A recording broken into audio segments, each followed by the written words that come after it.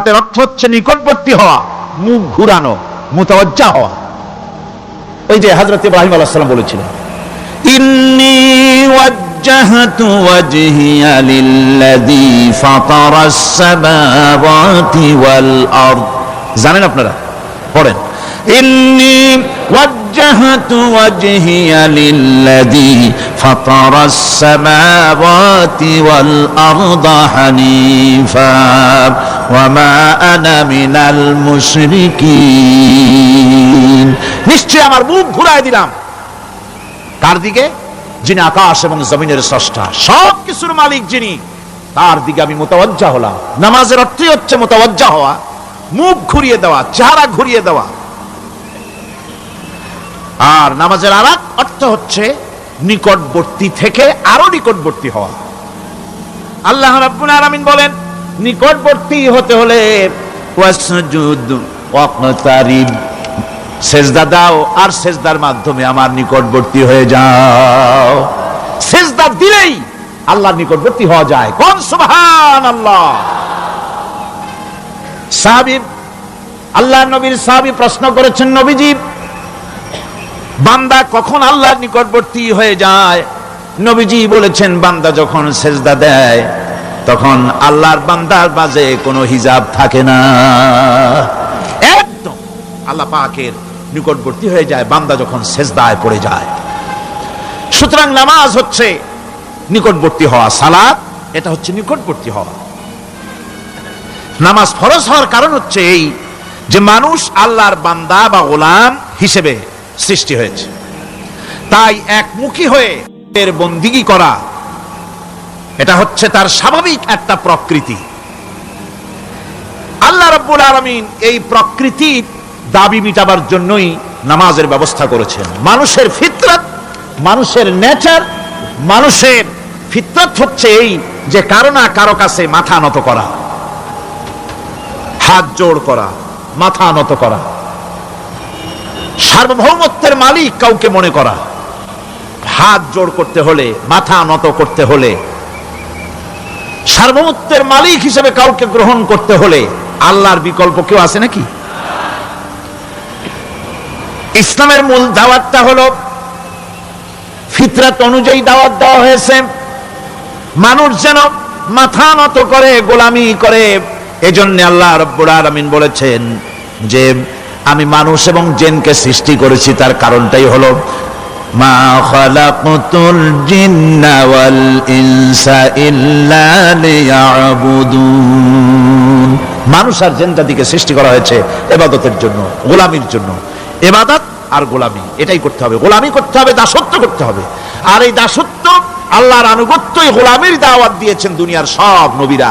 কোন নবী বলেন নাই যে আমার গোলামি করো। কেউ বলেছেন? বলেন জোরে, কেউ বলেছেন? আল্লাহ পাক বলেন, ওয়ালাকাদ বা'আসনা ফি কুল্লি উম্মাতির রাসূলা আন ইবুদুল্লাহা ওয়াজতানিবুত তাগুত। প্রত্যেক জাতির জন্য আমি রাসূল প্রেরণ করেছি, তারা মানুষকে দাওয়াত দিয়েছেন এই কথা বলে যে এক আল্লাহর গোলামি করো, তিনি ছাড়া কোনো ইলাহ নাই, আইনদাতা নাই, বিধানদাতা নাই, তার গোলামি, তার সামনে মাথা নত করে দাও। নামাজ হচ্ছে তাওহীদের অবশ্যম্ভাবী এক বহির্প্রকাশ। তাওহীদের জন্য তাওহীদবাদী মানুষ যারা, তাদেরকে নামাজ আদায় করতেই হবে। আকীদা বিশ্বাসের দিক থেকে তাওহীদ যদি হয় পুরা দ্বীনের মূল উৎস, তাহলে আমলের দিক থেকে নামাজ হচ্ছে পুরা দ্বীনের মূল ভিত্তি। নামাজ হচ্ছে আমলের মূল ভিত্তি, এর বাস্তবায়ন ছাড়া দ্বীন পূর্ণ হয় না। নামাজ মুমিনের কেবলমাত্র একটি উত্তম আমলই নয়, বরং নামাজ হচ্ছে ঈমানের মূল ভিত্তি। যার কাছে নামাজ নাই তার কাছে কিছুই নাই। রাসূল করিম সাল্লাল্লাহু আলাইহি ওয়াসাল্লাম বলেছেন যে নামাজ যে ব্যক্তি পড়ে না, আল্লাহ পাকের সাথে তার কোনো সম্পর্ক বাকি থাকে না। সুতরাং এই নামাজটা হচ্ছে এই যে একমাত্র একাগ্র চিত্তে আদবের সাথে আল্লাহর সামনে রুজু হয়ে যাওয়া। কোরআনে কারীম বলছে, মুনিবিনা ইলাইহি ওয়াত্তাকুহু ওয়া আকিমুস সালাতা ওয়া লা তাকুনু মিনাল মুশরিকিন। তোমরা আল্লাহর দিকে রুজু হয়ে যাও, এবং তাকে ভয় করে অন্যায় কাজ থেকে বিরত থাকো, আর নামাজ কায়েম করো। মুশরিকদের অন্তর্ভুক্ত হয়ে যেও না। নামাজ কায়েম করা, নামাজের আদেশ কোরআনে কারীমের মধ্যে আল্লাহ পাক বহু জায়গায় করেছেন। ইমানের পর নামাজই হচ্ছে সবচেয়ে বড় জরুরি। একজন মানুষ ইমান আনলো, যেমন কালকে একজন ইমান এনেছে, ইমান আনার সাথে সাথে তার প্রথম কাজ কি বলুন? বলেন প্রথম কাজ কি? ফজরের নামাজের আগে একজন ইসলাম কবুল করলেন, তার প্রথম দায়িত্ব নামাজকে আদায় করে দেওয়া, ফজরের নামাজ পড়া।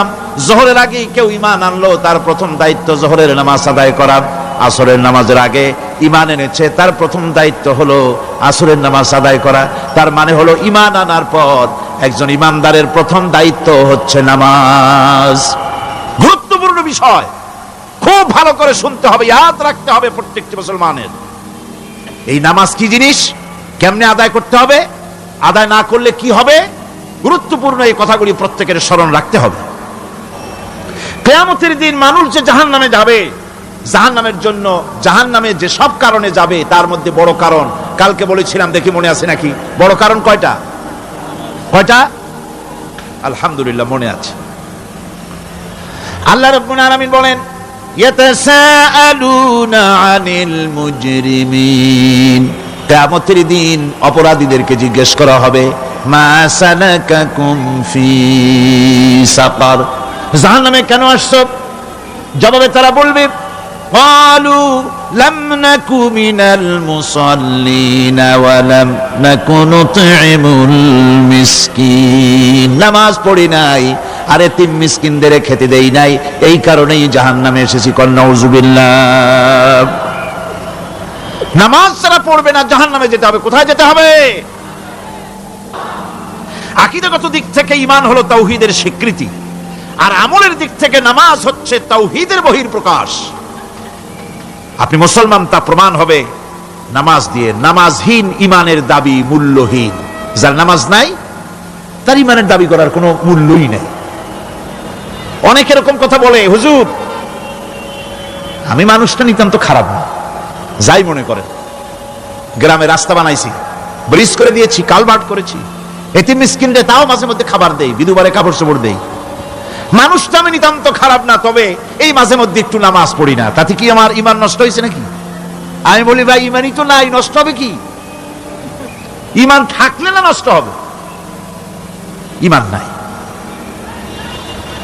সুতরাং একজন মুসলমান যদি নামাজ না পড়ে, নিজেকে মুসলমান বলে দাবি করার কোনো হক তার নাই, দাবি করার অধিকার নাই। নামাজ হচ্ছে জিন্দেগি, নামাজটাই মূলত জিন্দেগি। নামাজটা কি? জিন্দেগি। আল্লাহ রাব্বুল আলামিন শিখাচ্ছেন, কুল ইন্না সালাতি ওয়া নুসুকি ওয়া মাহইয়ায়া ওয়া মামাতি লিল্লাহি রাব্বিল আলামিন। মুহাব্বতের সাথে সবাই পড়েন, কুল ইন্না সালাতি ওয়া নুসুকি ওয়া মাহইয়ায়া ওয়া মামাতি লিল্লাহি রাব্বিল আলামিন। বলো আমার নামাজ, বলো আমার নামাজ, আমার কোরবানি, আমার হায়াত, আমার মত সবকিছুই আল্লাহ রব্বুল আলামিনের জন্য নিবেদিত। আমার বেঁচে থাকা, আমার মরে যাওয়া সব আল্লাহর জন্য। সে আল্লাহ রব্বুল আলামিন, তার জন্য সবকিছু নিবেদিত করতে হবে। আল্লাহ পাকের গোলাম আমাদের বানিয়েছেন, আল্লাহ আমাদের গোলামি করা লাগবে। আর গোলামির নমুনা যাকাত দিয়া, হজ দিয়া, দান দিয়া, সদকা দিয়া, কোন জিনিস দিয়ে নামাজের মতো গোলামির উৎকৃষ্ট প্রমাণ বা নমুনা আর কিছুতে নাই। আমি যে গোলাম তার উৎকৃষ্ট প্রমাণ হচ্ছে নামাজ। নামাজেই একটা মানুষ গোলামির অনুভূতিতে তাকে নিয়ে যায়। বাদশাহ হোক, মন্ত্রী হোক, পীর হোক, মৌলানা হোক, মুহাদ্দিস হোক, বড় লোক হোক, গরিব হোক, পুরুষ হোক, নারী হোক, যেই হোক, নামাজে দাঁড়াইলো একেবারে কান্ডারে ধরিয়া, কানের কাছে হাত দিয়া, হাত দুটো বাঁধিয়া, মাথা নিচের দিকে দিয়ে দাঁড়ায় গেল। কিসের মতো? আসামির মতো, গোলামের মতো। সুবহানাল্লাহ। এদিক ওদিক তাকাইতে পারবা না, চোখটা থাকবে সেজদা যেখানে দিবা সেখানে, তাকানো নিষেধ। সেজদার দিকে তাকাও। এরপরে যখন রুকুতে গেলেন, গোলামের নমুনা হয়ে গেল। গোলামের এরকম মাথা নিচু করে থাকতে হয় প্রভুর সামনে। গেলেন, রাজা বাদশা বড় লোক সব অহংকার চূর্ণ হয়ে গেল। নাক আর কপাল দিয়া আমার মাবুদের দরবারে মাথাটা লাগাই দিলাম জমিনের উপরে। সুবহানাল্লাহ। আমি আমার ভাষায় বলি, আমি আমার ভাষায় কথাটা এভাবে বলি, এই জমিনটা যদি কাগজ হয় আর আমার নাকটার কপালটা যদি কলম হয়, তাহলে আমি যে গোলাম দৈনিক 5 বার আমার নাক আর কপাল দিয়া জমিন নামক কাগজের উপরে, দাস খতের উপরে দৈনিক 5 বার নাক আর কপাল দিয়া সই করে দেই, আল্লাহ আমি তোমার গোলাম আর কারো গোলাম নই, আমি একমাত্র তোমার গোলাম। ঘুমের থেকে উঠে সেজদা দিয়া বলি, দুপুরের সময় কাজ ফালাইয়া আরেকবার বলি, বিকেল আসার আগে আসরে আরেকবার বলি, দিন যখন শেষ হয় আরেকবার বলি, রাতে যখন শুতে যাই আরেকবার সেজদা দিয়া ঘোষণা করি, মাবুদ আমি তোমার গোলাম। সুবহানাল্লাহ। নামাজ হচ্ছে ইসলামের গণ্ডির মধ্যে প্রবেশের প্রমাণ। কোরআনে কারীম বলছে, ফাইন তাবু ওয়া আকামুস সালাতা ওয়া আতাউজ যাকাতা ফাইখওয়ানুকুম ফিদ্দীন। সূরা তাওবা এসেছে। তারা যদি তওবা করে আর নামাজ কায়েম করে, যাকাত যদি আদায় করে, তাহলে এখন তোমাদের সে দ্বীনি ভাই, এখন ভাই হয়ে গেল। একটু আগে ছিল কাফের মুশরিক, এখন তোমার দ্বীনি ভাই। দ্বীনের গণ্ডির মধ্যে প্রবেশ করা, কলেমা পড়ার সাথে সাথেই নামাজ। নামাজ হচ্ছে দ্বীনের প্রধান গেট, দ্বীনের প্রধান তোরণ। দ্বীনের মধ্যে প্রবেশ করার জন্য এই গেট দিয়ে প্রবেশ করতে হবে। সুতরাং এই নামাজের এতই গুরুত্ব দেওয়া হয়েছে। ইসলাম যদি ক্ষমতায় আসে, আল্লাহ যেন এনে দেন, জোরে কোন আমিন।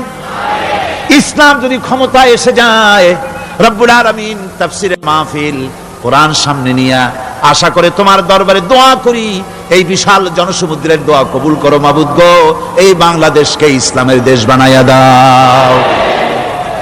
দেশটা যদি ইসলামের হয়ে যায়, আইন যদি আল্লাহর হয়, শাসন যদি সৎ লোকেরা করে, রব্বুল আলামিন কোরআন শরীফে বলেন, তাহলে তারা 4টা কাজ করবে। আল্লাযীনা ইম্মাক্কান্নাহুম ফিল আরদ আকামুস সালাতা ওয়া আতাউজ যাকাত ওয়া আমারু বিল মা'রুফি ওয়া নাহাউ আনিল মুনকার। মুমিনেরা ক্ষমতায় এসে প্রথম যে কাজটা করবে, প্রথমে ক্ষমতায় এসেই নামাজ বাধ্যতামূলক করবে। প্রথম কি? ওয়াজ নসিহতে অনুরোধ করা হবে না, বাবাজিরা আল্লাহর রাস্তায় নামাজটা পড়ে না। রেডিও এবং টেলিভিশনের মাধ্যমে রাষ্ট্রপ্রধান অর্ডার করে দিবেন, যারা আকেল বালিগ সকলের জন্য নামাজ বাধ্যতামূলক, নামাজ পড়তেই হবে, এটা অর্ডার। বেলা যখন 1টা বেজে যাবে, বেলা যখন 1টা বাজবে, সমস্ত মসজিদে আজান শুরু হয়ে যাবে। আজানের সাথে সাথে অফিস, আদালত, কল কারখানা, ক্ষেত খামার, শিক্ষাঙ্গন সব ডেডলক হয়ে যাবে। আধা ঘন্টার জন্য বন্ধ হয়ে যাবে। যারা মুসলমান অফিসে, কলেজে, ইউনিভার্সিটিতে, সর্বত্র তারা নামাজের জন্য প্রস্তুতি নেবেন। আধা ঘন্টার ভিতরে নামাজ আর খানা সেরে আবার কলেজ চলবে, বিশ্ববিদ্যালয় চলবে, কল চলবে, কারখানা চলবে, ক্যান্টনমেন্ট চলবে, সেক্রেটারিয়েট চলবে, সব আপন গতিতে চলতে থাকবে। আল্লাহর রহমত, বরকত আকাশ ফেরে নাজিল হয়ে যাবে। আর এই অর্ডার যে দেওয়া হবে, নামাজ পড়বেন সেখানে। থানায় যখন আজান হবে, থানায় আজান হয়ে গেছে, থানার স্টাফ, পুলিশ যারা আছে জামাতে খাড়া হয়ে যাবে, ইমামতি করবেন ওসি সাহেব। এসপির অফিসে এসপি সাহেব ইমামতি করবেন, ডিসি সাহেব তার অফিসে ইমামতি করবেন, মন্ত্রী সেক্রেটারিয়েট ইমামতি করবেন, প্রেসিডেন্ট বঙ্গভবন ইমামতি করবেন, বিশ্ববিদ্যালয়ের ভাইস চ্যান্সেলরের ইমামতিতে সে জায়গার মুসলমান ছাত্র ছাত্রী, শিক্ষক শিক্ষয়িত্রী এক জামাতে নামাজ আদায় করবে। এই যদি হয় চিত্র দেশের, অপরাধ থাকবে? থানায় ওসি সাহেব নিজেই যদি জামাতের ইমামতি করেন, এইভাবে নামাজ আদায় করেন পুলিশদের নিয়ে জামাতে, ঘুষ আর খাবে তারা? এসপি সাহেবের অফিসে, ডিসি সাহেবের অফিসে মন্ত্রীরা যদি ভাবে নামাজ কায়েম করে, তাহলে কি অন্যায় অপরাধ কিছু থাকবে সমাজে? থাকবে না। সুতরাং নামাজ বাধ্যতামূলক করে দেওয়া হবে। নামাজ বাধ্যতামূলক, সকলকে নামাজ পড়তে হবে। নামাজ হচ্ছে অপকর্মের প্রতিবন্ধক। নামাজ পড়লে অন্যায় কাজ থেকে বাঁচার পথ। অন্যায় থেকে বাঁচাই কিসে? নামাজ। আল্লাহ রাব্বুল আলামিন বলেন, উতলু মা উহিয়া ইলাইকা মিনাল কিতাবি ওয়াকিমিস সালাম ইন্নাস সালাতা তানহা আনিল ফাহশাই ওয়াল মুনকার। হে নবী, এই কিতাব তেলাওয়াত করো, যা তোমার প্রতি অবতীর্ণ করা হয়েছে, এই কিতাব তেলাওয়াত করো আর নামাজকে প্রতিষ্ঠা করো। নিঃসন্দেহে নামাজ মানুষকে পাপাচার থেকে বাঁচায়া দেয়।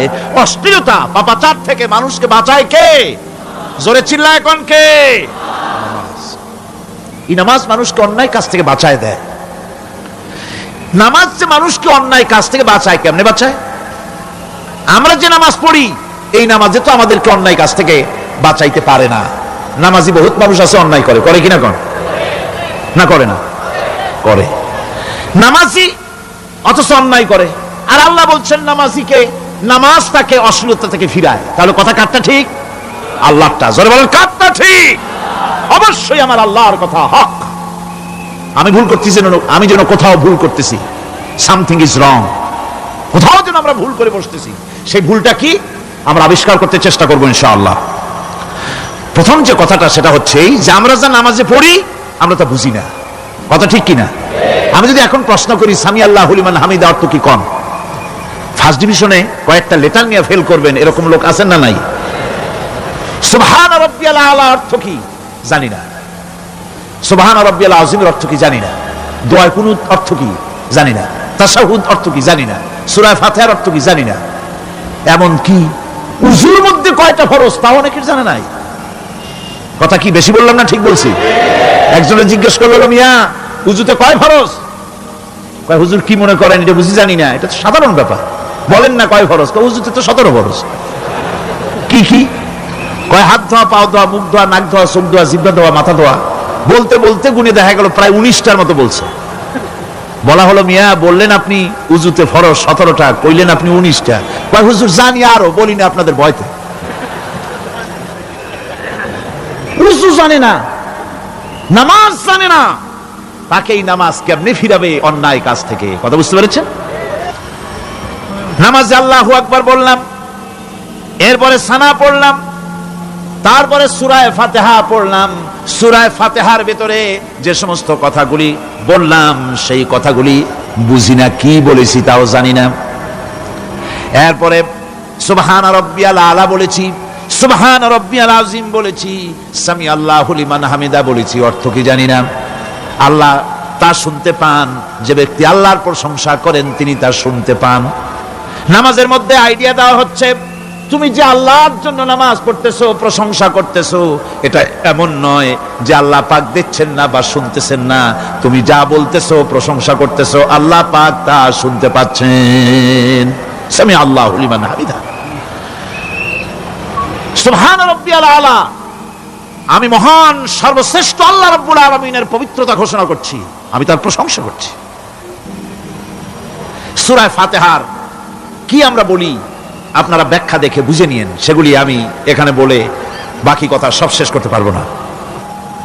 নামাজে কি পড়েন সেটা যদি জানতেন, অবশ্যই আল্লাহ রাব্বুল আলামিনের কথা কার্যকরী হয়ে যেত। ইন্নাস সালাতা তানহা আনিল ফাহশাই ওয়াল মুনকার। নামাজ মানুষকে পাপের কাজ, অশ্লীলতা থেকে ফিরাতে পারে। আল্লাহ ইন্না বসায়ছেন, নিশ্চয়ই, বেশক, অবশ্যই নামাজ পাপ থেকে ফিরাবে। কিন্তু কেমনে ফিরাবে নামাজ তো বুঝি না। নামাজ তো বুঝি না, খালি সেজদা দেয় জনমের মতো। আর সেজদা কি? নামাজে যদি দেখে ইমাম দেরি করতেছে, আত্মাহিয়াত পড়তে দেরি হয়ে যাচ্ছে, পিছন থেকে সিগন্যাল মারে, ঠিক কিনা? বেয়াদব, বেয়াদব। তোমার নামাজ, তোমার আত্মাহিত আগে শেষ হয়েছে, তাতে কি হয়েছে? চুপ করে বসে থাকো। ইমামকে কাশি দিয়া সতর্ক করার অধিকার তোমার নাই। যদি ইমামকে সতর্ক করার জন্য কাশি দিয়ে থাকো, তোমার নামাজ ফাসেদ হয়ে যাবে। এটা ফাজলামি করার জায়গা না, এটা নামাজ। এর নাম কি? ধীরে সুস্থে নামাজ পড়তে হবে। অনেকে মসজিদটার মনে করে জেলখানা, ঢুকতে যত দেরি, বেরোতে পারলে যেন বাসে যান ছটফট করে। সিনেমার মধ্যে গিয়ে ঘন্টার পর ঘন্টা বসে থাকে, খারাপ লাগে না? মসজিদে কেরাত যদি একটু লম্বা পড়ে, পিছনে বসে খালি কি যে করে মনে মনে বলতে থাকে যে ইমাম এমন কাঁচা ছাড়া ছাড়ি না। আর গান যখন শোনে শুনতেই থাকে, কত মজা, ঘুম আসে না। নাউযুবিল্লাহ। সুতরাং নামাজে কি পড়েন সেটা আপনাকে বুঝতে হবে। সঠিকভাবে নামাজ পড়ার পরও যদি কোনো মানুষের সঠিকভাবে, ভালো করে শোনেন, সঠিকভাবে নামাজ পড়ার পরেও যদি কোনো মানুষ পাপের থেকে না ফেরে, তাহলে বুঝতে হবে একথা, পানি আর সাবান দিয়া কাপড় ধুলে কাপড়ের ময়লা যাবে, কিন্তু পানি আর সাবান দিয়া কয়লা জনমের মতো ধুইলেও কয়লার ময়লা যাবে না। কথা বুঝে আসছে? এর থেকে আর উত্তম দৃষ্টান্ত আমার কাছে নাই। নামাজ পড়ার পরেও যদি চরিত্র ভালো না হয়, বুঝতে হবে নামাজ হচ্ছে না, কাঙ্ক্ষিত মানের নামাজ আদায় হচ্ছে না। আল্লাহর নবী বলেছেন, যার নামাজ পাপ কাজ হতে ফিরাতে পারলো না, তার নামাজ নামাজি নয়। আবার শুনুন, রাসূল বলছেন, যার নামাজ তাকে পাপের কাছ থেকে ফিরাতে পারলো না, তার নামাজ নামাজ নয়। ওইটা নামাজ হয় নাই, যার জন্য তার পাপ থেকে তারে ফিরাইতে পারছে না। আর কিয়ামতের দিন বেনামাজিরা সবচাইতে বেশি অপমানিত হবে। সবচাইতে বেশি অপমানিত হবে কারা? বেনামাজিরা। কিভাবে? ইয়াউমা ইউকশাফু আন সাকিন ওয়া ইউদআউনা ইলাস সুজুদি ফালা ইয়াস্তাতিউন। সেদিন কঠিন সময়, আল্লাহ রাব্বুল আলামিন লোকদেরকে সিজদা করার জন্য বলবেন, কিন্তু যারা বেনামাজি ছিল দুনিয়ায়, তারা সিজদা দিতে পারবে না। বলেন নাউযুবিল্লাহ। অবস্থাটা কি হবে? খাশিআতান আবসারুহুম তারহাকুহুম যিল্লাহ। তাদের দৃষ্টি নিচু হবে, লাঞ্ছনা এবং অপমান তাদের উপরে চেপে বসবে, সিজদা দিতে পারবে না। আল্লাহ আমাদেরকে ক্ষমা করুন। কিয়ামতের দিন হযরত আদম আলাইহিস সালাম থেকে শুরু করে পৃথিবীর সমস্ত মানুষের সামনে আল্লাহ রাব্বুল আলামিন সিজদা করার জন্য অর্ডার করবেন। যারা নাকি বেনামাজি, ওরা আল্লাহর দরবারে সেদিন সিজদা দিতে পারবে না, লাঞ্ছিত, অপমানিত হবে। জোরে বলেন নাউযুবিল্লাহ। নামাজ, মুমিনের নামাজ একরকম, মুনাফিকের নামাজ হলো আর এক রকম। মুনাফিকরাও নামাজ পড়ে, পড়ে কিনা কন? মুনাফিকেরাও নামাজ পড়ে। মুনাফিকেরা যখন নামাজ পড়তে যায়, আল্লাহ রাব্বুল আলামিন বলতেছেন, ওয়া ইযা কামু ইলাস সালাতি কামু কুসালা। মুনাফিকেরা যখন নামাজ পড়তে দাঁড়ায়, নামাজে আসে ঠিক তারা, কিন্তু নামাজের জন্য দাঁড়ায় খুব শৈথিল্য ভারে, শৈথিল্য ভাবে দাঁড়ায়, কাহিলি, সুস্তি, এ জায়গা চুলকায়, পায়জামা ধরে টান দেয়, টুপিটা ঘুরে আয়, এদিক ওদিক তাকায়। মুনাফিকের নামাজ দেখলেই ঠিক পাওয়া যায় যে বেটা মুনাফিক। এইভাবে সে দাঁড়ায়। তার নামাজটা কি জন্য? ইউরাউনান নাসা ওয়া লা ইয়াযকুরুনাল্লাহা ইল্লা কালিলা। তাদের নামাজ হচ্ছে মানুষকে দেখাবার নামাজ। নাউযুবিল্লাহ।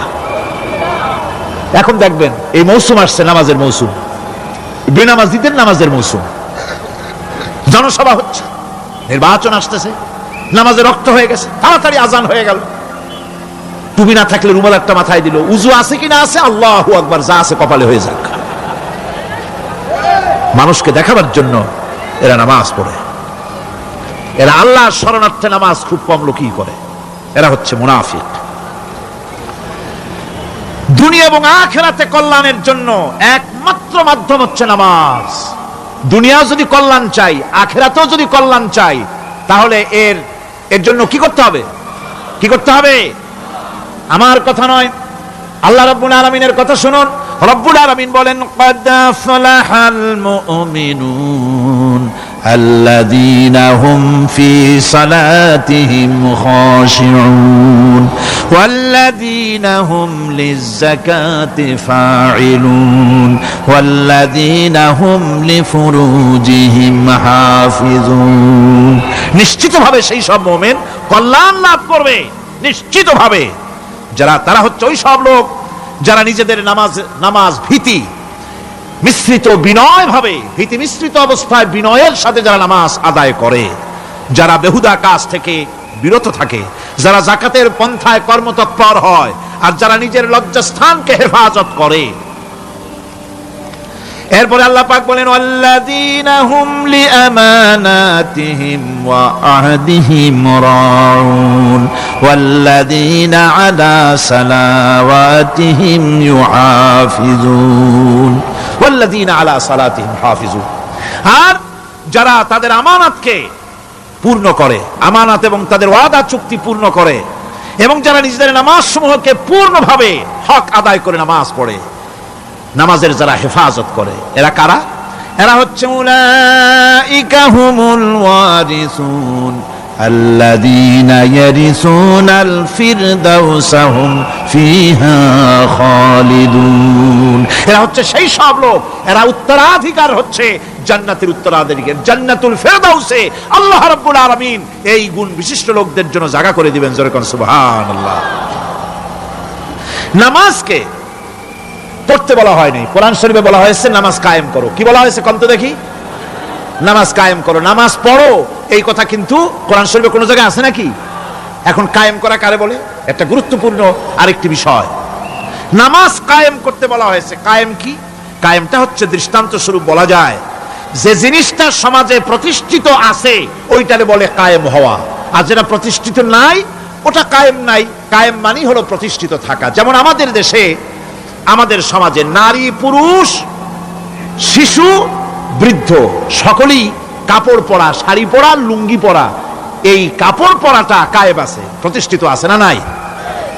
যার কারণে কাপড় পরা সমাজে কায়েম আছে বলে উলঙ্গ মানুষ সমাজে খুঁজে পাওয়া যায় না, পাগল ছাড়া। ঠিক কিনা? একটা বাচ্চাকেও যদি উলঙ্গ হতে বলেন এখানে, 5 বছর 6 বছর একটা বাচ্চাকেও, সে কিন্তু রাজি হবে না। ঠিক কিনা? যেহেতু কাপড় পরা সমাজে প্রতিষ্ঠিত আছে সেহেতু উলঙ্গ মানুষ পাওয়া যায় না, কাপড় পরাটাই এখানে প্রতিষ্ঠিত।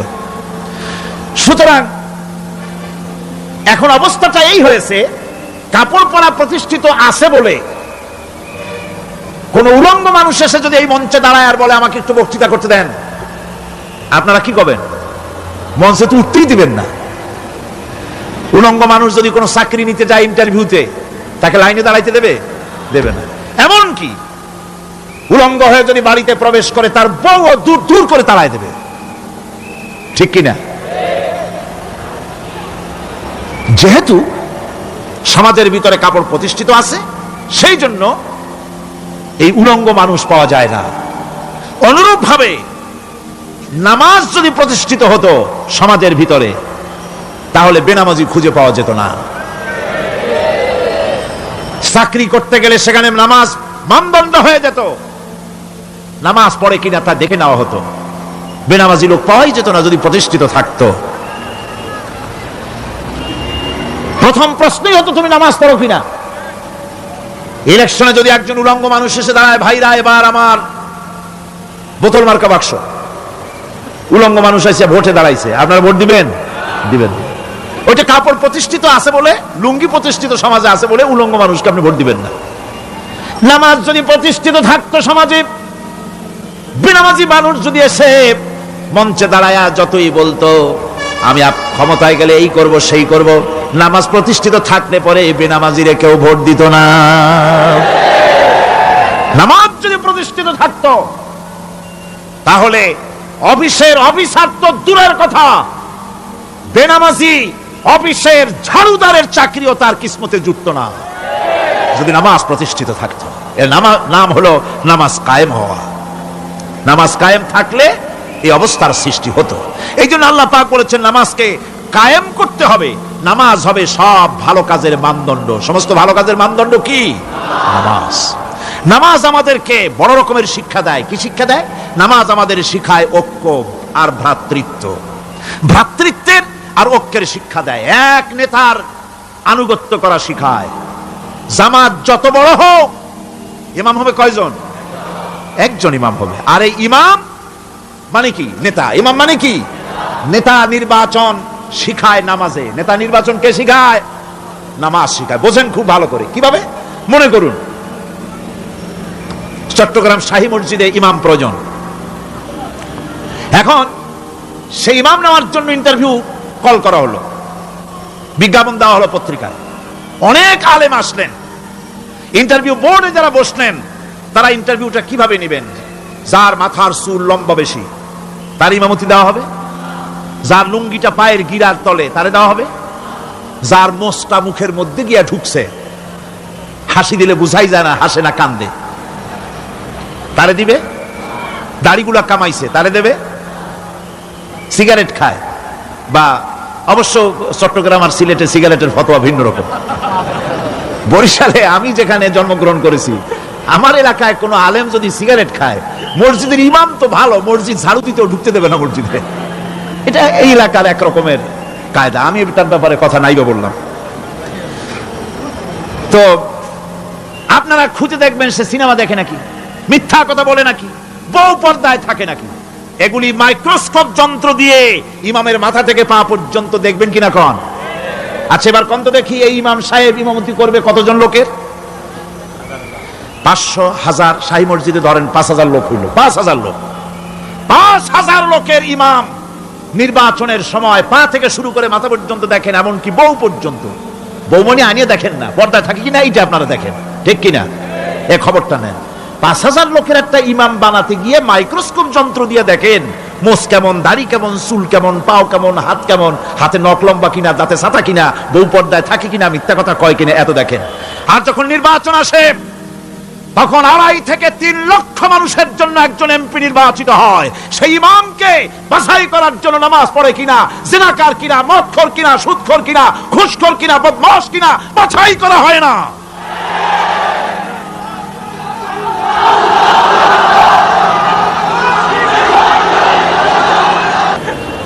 নামাজ আমাদেরকে এটা শিখায় ইমাম কেমনে বানাইতে হবে। কোন সুবহানাল্লাহ। নামাজ ঐক্য শিখায়, নামাজ ভ্রাতৃত্ব শিখায়, নামাজ পারস্পরিক মহব্বত শিখায়, নামাজ নেতা কেমন হওয়া উচিত, নেতা নির্বাচন শিখায়। আবার নেতা ভুল করলে তার ভুল বলা যাবে না, এরকম হতে পারবে না। নামাজের ভিতরে ইমাম যদি ভুল করলে আপনি লোকমা দিবেন, সুবহানাল্লাহ, আল্লাহু আকবার বলবেন। যদি তিনি সংশোধন না হলেন আবার দেন, তাতেও সংশোধন হলো না আবার দেন। 3 বার লোকমা দেওয়ার পর যদি ভুল সংশোধন না করে নামাজ ছেড়ে দেন, ইমামকে বের করে দেন, নতুন ইমাম নিয়োগ করেন। যারা ক্ষমতায় যাবে, আপনি রাষ্ট্রের ইমাম যারে বানাবেন, সেই রাষ্ট্রীয় ইমাম যদি জনগণের ইচ্ছার বিরুদ্ধে যদি চলে, 1 বার লোকমান দেন, 2 বার লোকমান দেন, 3 বার দেন, তারপরেও যদি না নামে, খাট ধরে নামে না। নামাজ আপনাকে নেতা নির্বাচন, নেতাকে প্রতিষ্ঠিত রাখা, নেতার আনুগত্য আপনাকে শেখায়। নামাজ লাইন সোজা করে দাঁড়াতে হবে।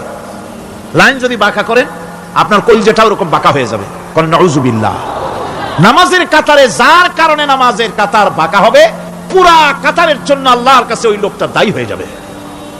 নামাজ শৃঙ্খলা শিখায়। সুবহানাল্লাহ কইতে ইচ্ছা করে না?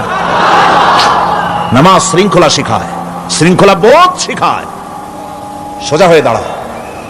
তারপরে ঐক্য এবং মহব্বত শিখায়। নামাজের ভিতরে যখন দাঁড়ায় গেলেন, আমির দাঁড়ালো, ফকির দাঁড়ালো, মন্ত্রী দাঁড়ালো, তার ড্রাইভারও দাঁড়ায় গেল, একই কাতারে দাঁড়ায় গেছে। নামাজ পড়তে গিয়ে ড্রাইভারের পাও গিয়ে লেগেছে মন্ত্রীর গায়ে। নামাজ শেষ হওয়ার পর মন্ত্রীর বাবার ক্ষমতা নাই এ কথা বলার যে বেটা ড্রাইভার সলিমুদ্দি, তোর পাও লেগেছে আমার পায়ে, তোর চাকরি শুদ্ধা দোজখে পাঠায় দেব। পারবে বলতে? পারবে না। মিয়া মন্ত্রী সাহেব, এটা তোমার সেক্রেটারিয়েট না, এটা আল্লাহর ঘর। এটা কার ঘর? এক হি সাপ মে খড়ে হো গয়ে মাহমুদ ও আয়াজ, এক হি সাপ মে খড়ে হো গয়ে महमूद अयाज न कोई बंदा रहा न कोई बंदा नवाज। একই কাতারে দাঁড়িয়ে গেছে সম্রাট মাহমুদ আর চাকর আয়াজ। এখন সম্রাট মাহমুদও নাই, চাকর আয়াজও নাই, সম্রাট আর চাকর দুজনই আল্লাহ পাকের গোলাম হয়ে গিয়েছে। তুমি মসজিদে এসেছো, তুমি আল্লাহর গোলাম। কার গোলাম? আল্লাহ পাকের গোলাম।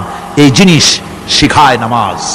নামাজ শিখায় মানুষকে পাঞ্চুয়ালিটি, নিয়মানুবর্তিতা, সময়ের জ্ঞান শিখায় নামাজ। নামাজ মানুষকে কি শিখায়? আল্লাহ রাব্বুল আলামিন বলছেন, ইন্নাস সালাতা কানাত আলাল মুমিনিনা কিতাবাম মাওকুতা। নিঃসন্দেহে নামাজ মোমেনদের নিয়মানুবর্তিতার সাথে ফরজ করা হয়েছে, তাদের উপরে নিয়মানুবর্তিতার উপরেই, সময়ের উপরে নামাজকে ফরজ করা হয়েছে। আপনার আন্দাজ মতো আপনি পড়তে পারবেন না, সময় মতো পড়তে হবে, আউয়াল ওয়াক্তে পড়তে হবে। আমার দেশের মসজিদগুলিতে ফজরের নামাজ পড়া হয় এমন সময় পূর্ব দিক ফর্সা হয়ে যায়। ইমাম সাহেব যদি ভুল করেন, নামাজ যদি দোহরাতে যান, তাহলে সূর্য উদয় হয়ে যাবে, এমন অবস্থা। নামাজ এত দেরিতে পড়া হয়। প্রত্যেক ওয়াক্তের নামাজ আউয়াল ওয়াক্তে পড়ার জন্য রাসূল সাল্লাল্লাহু আলাইহি ওয়াসাল্লাম তাগিদ করেছেন। সময়ের দিকে লক্ষ্য রাখতে বলা হয়েছে।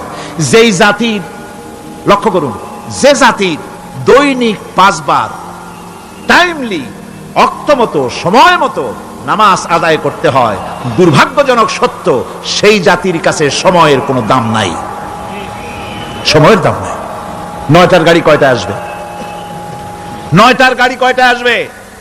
একদিন দেখা গেল সত্যি 9টার সময় এসে গেছে।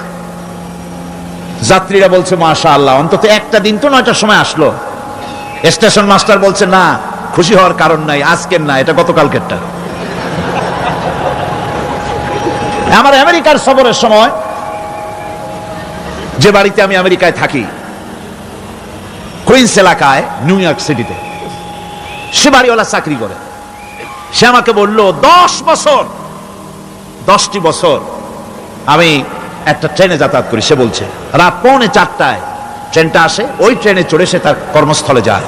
বলল 10টা বছর আমি এখানে আছি, 10 বছরের ভিতরে এই ট্রেনটা 1 মিনিটের জন্য এদিক ওদিক করলো না, ঠিক 3:45 এসে হাজির হয়ে গেছে। ঝড় হোক, বৃষ্টি হোক, স্নো পড়ুক, বরফ পড়ুক, টাইমলি চলতেছে। দুনিয়ায় ভিন্ন জাতিরা যে উন্নতি করে, তার পেছনে সময়ের জ্ঞান তাদের অনেক বেশি আমাদের থেকে। কথা ঠিক কিনা? আমাদের সময়ের জ্ঞান নাই, সময়ের কোনো মূল্য আমরা দেই না। 2টার সময় মিটিং হবে, মন্ত্রী সাহেব আসেন 5টার সময়, ঠিক কিনা? বক্তৃতার জন্য সময় দেওয়া হয়েছে 20 মিনিট, নাহমাদু ওয়া নুসাল্লি আলা কইয়া সুর দিয়া 35 মিনিট গেছে নাহমাদু কইতে কইতে। সময় 20 মিনিট, তার মনেই নেই। এই যে সময়ের জ্ঞান নাই, এটা ব্যর্থতা। নামাজ মানুষকে সময়ের জ্ঞান শিখায়। কোন আলহামদুলিল্লাহ। এই সময়ের জ্ঞান আমাদেরকে শিখতে হবে। এবার আমি আপনাদের সামনে বলতে চাই, আল্লাহর নবী জনাবে মুহাম্মদ রাসূলুল্লাহ সাল্লাল্লাহু আলাইহি ওয়াসাল্লাম নামাজের ব্যাপারে কি বলছেন। এতক্ষণ তো আল্লাহর কথা শোনালাম, কার কথা শোনাইছে? আমার আল্লাহর নবী বলেন, নবীকে প্রশ্ন করা হলো, ইয়া রাসূলুল্লাহ আইয়ু শাইইন আহাব্বু ইনদাল্লাহি ফিল ইসলাম, ইসলামের মধ্যে আল্লাহর কাছে কোন জিনিসটা বেশি প্রিয়? আল্লাহর কাছে ইসলামের কোন জিনিসটা বেশি প্রিয়?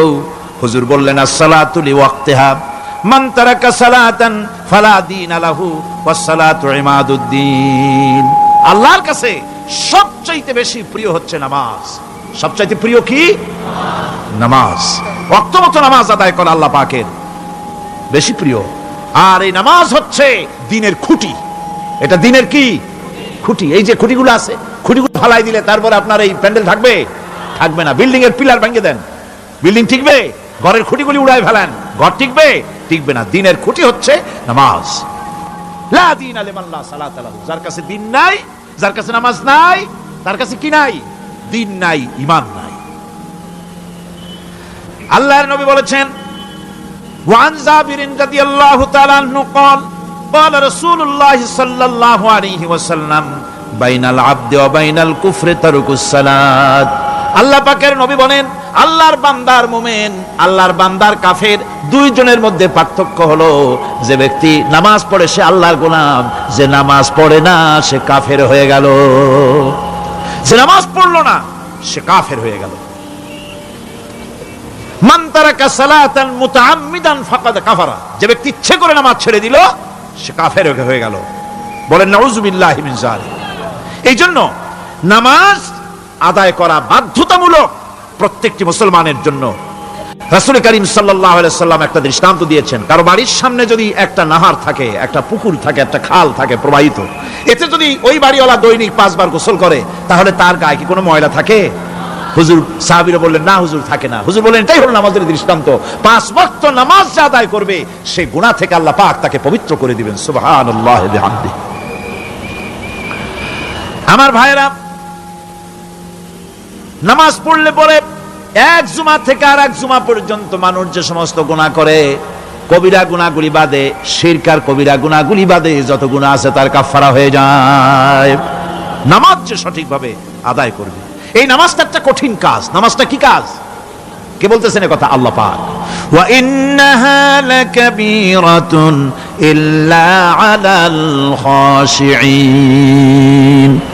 নামাজ একটা ভারী জিনিস, একটা কঠিন জিনিস। কাদের জন্য কঠিন নয়? যারা নাকি আল্লাহ পাককে ভয় করে।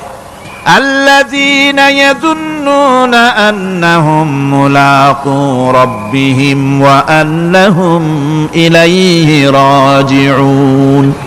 যারা নাকি একথা মনের ভিতরে ধারণা করে যে আল্লাহ রাব্বুল আলামিনের দরবারে আমার হাজির হওয়া লাগবে, মোলাকাত করা লাগবে, এই চিন্তা যারা করে তাদের জন্য নামাজ মোটেই কষ্টকর নয়, নামাজ মোটেই তাদের জন্য অসহনীয় নয়, বোঝা নয়, ভার নয়। তারা নামাজ আদায় ঠিকই করবে।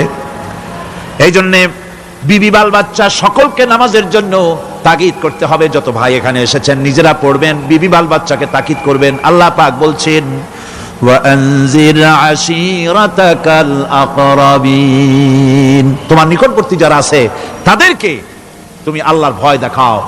নামাজের জন্য তাদেরকে বলো, আল্লাহর ভয় তাদের অন্তঃকরণের মধ্যে সৃষ্টি করে দাও। আর এই নামাজ পড়তে হবে জামাতের সাথে। নামাজ পড়তে হবে কিছুর সাথে? জামাতের সাথে। রাসূল করিম সাল্লাল্লাহু আলাইহি ওয়াসাল্লাম বলছেন, হুজুরের কাছে, আল্লাহর নবীর কাছে, হযরতে আবু হুরায়রা রাদিয়াল্লাহু তাআলা আনহু হাদিসটি বর্ণনা করেছেন। হুজুরের কাছে একজন অন্ধ লোক এলো। সেই অন্ধ লোক এসে বললেন, হুজুর আমি তো চোখে দেখি না, জামাতের যে গুরুত্বের কথা আপনি বললেন, আমাকে কি রুখসুত দেওয়া যায় নাকি? আমি অনেক সময় সাথী সঙ্গী পাই না, আমাকে কি রুখসুত দেওয়া যায় নাকি? হুজুর বললেন, হ্যাঁ তোমাকে রুখসুত দেওয়া গেল।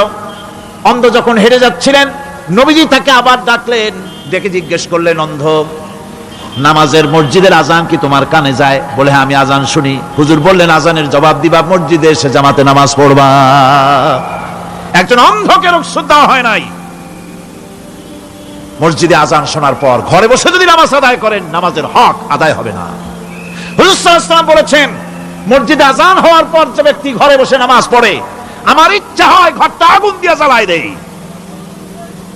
কে বলতেছেন? রাহমাতুল লিল আলামিন বলতেছেন। রাহমাতুল লিল আলামিন বলতেছেন, ঘরের মধ্যে যদি মেয়ে লোক আর বাচ্চারা যদি না থাকতো তাহলে আমার ইচ্ছা হয় আমি বলি আগুন দিয়ে ঘরটারে জ্বালায় দাও। এই ঘরের মহব্বতেই তো সে বাইর হয় না। নামাজের এত বড় গুরুত্ব দেওয়া হয়েছে। আমার বন্ধুগণ, এই নামাজের জামাতি আল্লাহর নবী জীবনের শেষ নামাজ জামাতে আদায় করেছেন। জীবনের শেষ নামাজটাও জামাতে আদায় করলেন।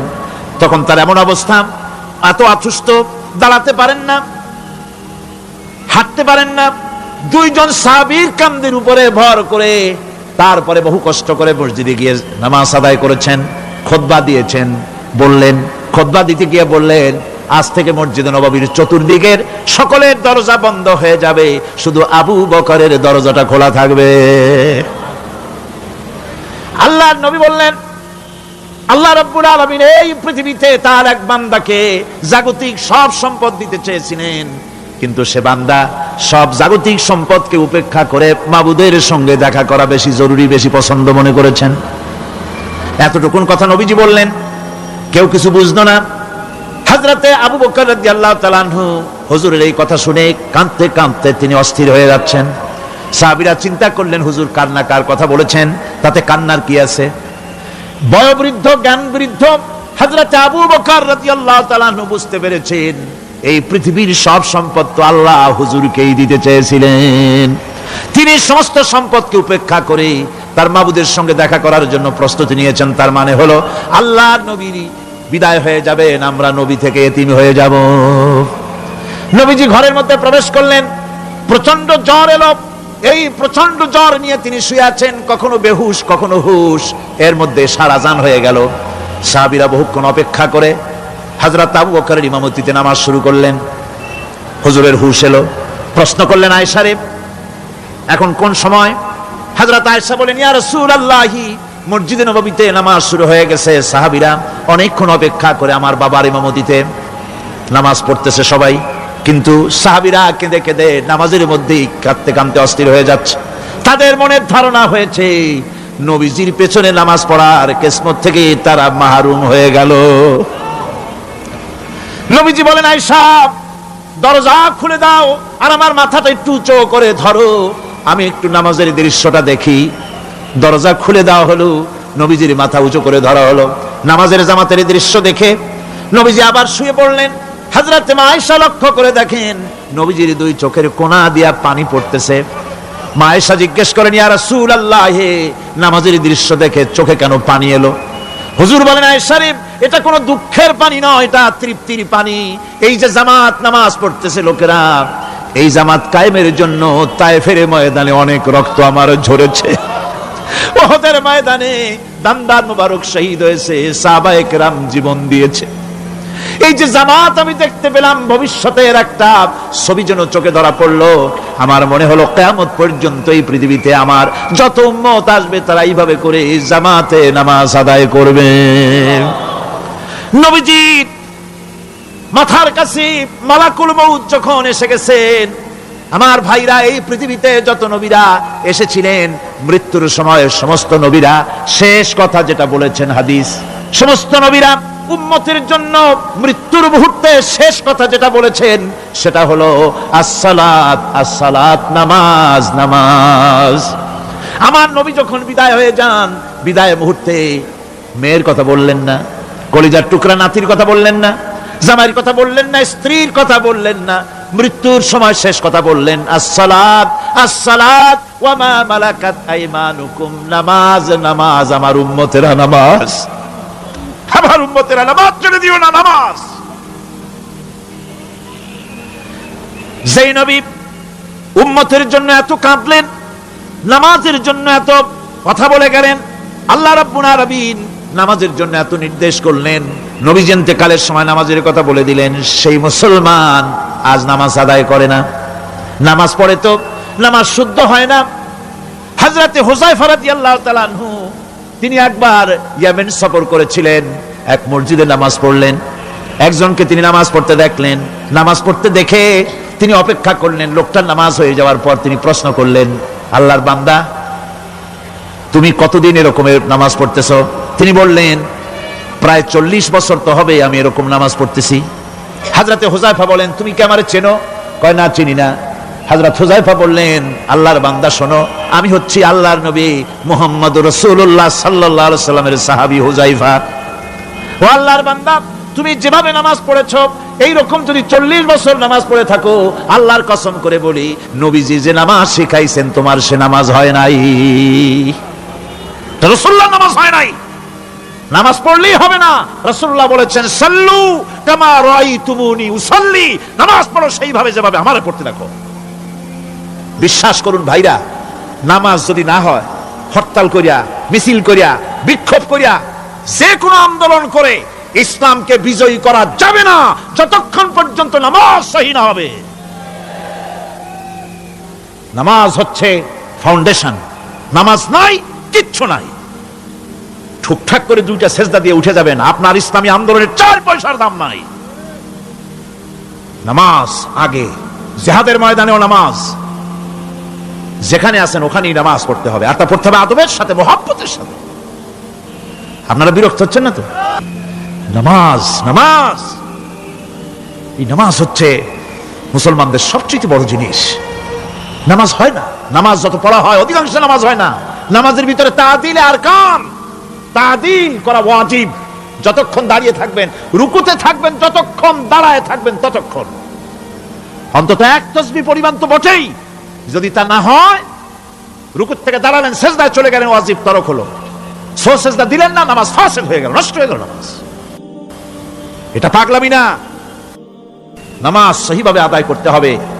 নামাজ থেকে দাঁড়াবেন, রুকুর থেকে দাঁড়ায় গেলেন, বলবেন রব্বানা লাকাল হামদ। কোন রব্বানা লাকাল হামদ হামদান কাসীরান তাইয়িবান মুবারাকান ফিহি। একজন সাহাবী এই দোয়াটা পড়ছিলেন। নামাজ শেষ করে আল্লাহর নবী প্রশ্ন করলেন, নামাজের ভিতরে অতিরিক্ত এই কথাগুলি কে বলেছো? সাহাবী ভয় পেয়ে গেলেন। ভয় তিনি বললেন, হুজুর আমি বলেছি। হুজুর বললেন, তুমি জানো না আমি নবী, তুমি নবী না। আমি যা দেখি তুমি দেখতে পাও না। তুমি যখন এই দোয়াটা পড়তেছিলে আমি লক্ষ্য করেছিলাম আল্লাহর রহমতের ফেরেশতারা প্রতিযোগিতা করতেছিল তোমার আমল নামায় কে কত বেশি নেকি লিখবে। রুকুতে দাঁড়ায়া এটা পড়বেন। সেজদায় চলে যাবেন, দুই সেজদার মাঝখানে ততক্ষণ বসে থাকবেন যতক্ষণ একটা সেজদার ভিতরে ছিলেন। পড়বেন আল্লাহুম্মা গফিরলি ওয়ারহামনি ওয়াহদিনি ওয়াআফিনি ওয়ারযুকনি। নামাজের মধ্যে দোয়া করতেছেন, আল্লাহ আমারে ক্ষমা করে দাও। সব দোয়া সব হুজুরের। আমাকে ক্ষমা করো, আমাকে হেদায়েত দাও, আমাকে সুস্থ করো, আমাকে রহম করো, আমাকে রিজিক দাও। কও সুবহানাল্লাহ। নামাজের ভিতরে দোয়া কবুলের সময়, নামাজের সেজদার ভিতরে দোয়া কবুল হয়। এইভাবে করে রাসূল করিম সাল্লাল্লাহু আলাইহি ওয়াসাল্লামের নামাজটা কেমন হাক্কানি উলামাদের কাছ থেকে জেনে নেবেন। যেহেতু হুজুর বলেছেন সাল্লু কামা রাআইতুমুনি উসাল্লি, নামাজ পড়ো সেইভাবে যেভাবে আমাকে পড়তে দেখো। নামাজের ভিতরে একাগ্রতা লাগবে, ভালোবাসা লাগবে, ভয় লাগবে, মুহাব্বত লাগবে। পরিপূর্ণ সময় নিয়ে শান্তিপূর্ণভাবে নামাজ পড়তে হবে। আর যত তাড়াহুড়া সব হচ্ছে নামাজের মধ্যে, ঠিক কিনা ভাইরা? রাসূল করিম সাল্লাল্লাহু আলাইহি ওয়াসাল্লামের যে নামাজ, হুজুর যেভাবে নামাজ পড়েছেন হাদিসে যা পাওয়া যায়, হাদিসে বুখারীতে সব আছে, দেখে নেবেন, সেইভাবে নামাজটা আদায় করে নেবেন। কিয়ামতের দিন আল্লাহ রাব্বুল আলামিন সর্বপ্রথম বান্দাকে প্রশ্ন করবেন কি? বুখারী শরীফে এসেছে, আন আবি হুরায়রা রাদিয়াল্লাহু তাআলা قال سمعت رسول الله صلى الله عليه وسلم يقول انما يحاسب به العبد يوم القيامه من عمله صلاته। বুখারী শরীফের হাদিস। আল্লাহ রাব্বুল আলামিনের নবী বলেন, হযরত আবু হুরায়রা হাদিস খানা বর্ণনা করেছেন, তিনি বলেন যে আমি রাসূলের মুখে শুনেছি কিয়ামতের দিন আল্লাহ রাব্বুল আলামিন সর্বপ্রথম তার বান্দার কাছে প্রশ্ন করবেন, বান্দা নামাজ আদায় করেছিলি কিনা? নামাজ সর্বপ্রথম প্রশ্ন। যেরকম সর্বপ্রথম প্রশ্নটা কি? নামাজ। এই নামাজ আপনার বাচ্চাদেরকে যখন 7 বছর বয়স হবে নামাজের হুকুম করবেন। 10 বছরে নামাজ না পড়লে প্রহার করতে বলা হয়েছে। নামাজের জন্য কড়াকড়ি করতে হবে। পুরুষ নারী মেয়েদের মাসের ভিতরে কখনো কখনো তাদের যে সমস্ত মাসলা মাসাইল আছে সেই অনুযায়ী কখনো তাদের ক্ষমা আছে, বাকি তাদের নামাজ পড়তে হবে। আর পুরুষের জন্য পাগল হয়ে যাওয়া, বেহুশ হয়ে যাওয়া ছাড়া নামাজ মাপ নাই, নামাজ পড়তেই হবে। এই যে নামাজ না হলে ঈমান থাকবে না, ঈমান নষ্ট হবে, কিয়ামতে জাহান্নামে যাওয়া লাগবে। এসব কথা শোনার পর আজকের তাফসীরুল কোরআন মাহফিলে আমরা কি ওয়াদা করতে পারি যে আমরা মালাকুল মউত যতক্ষণ পর্যন্ত আমাদের মাথার কাছে না আসবে নামাজ ছেড়ে দেব না? এই ওয়াদা কি করতে পারি?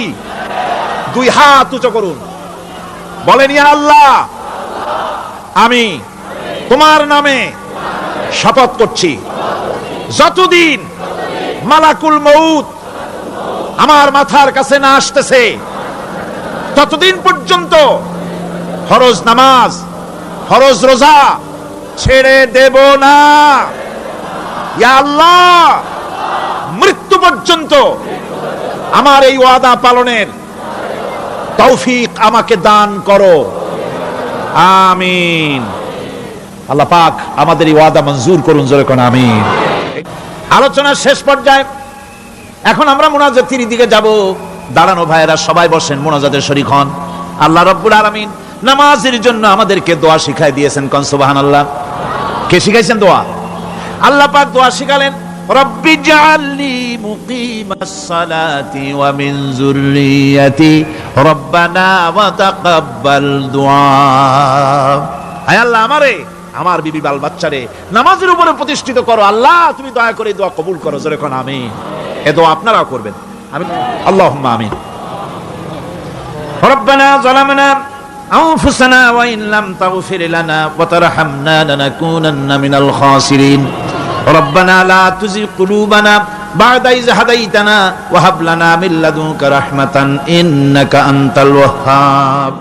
سبحان ربك رب العزة عما يصفون وسلام على المرسلين الحمد لله رب العالمين وجعل آخر كلمتنا عند الموت لا إله إلا الله محمد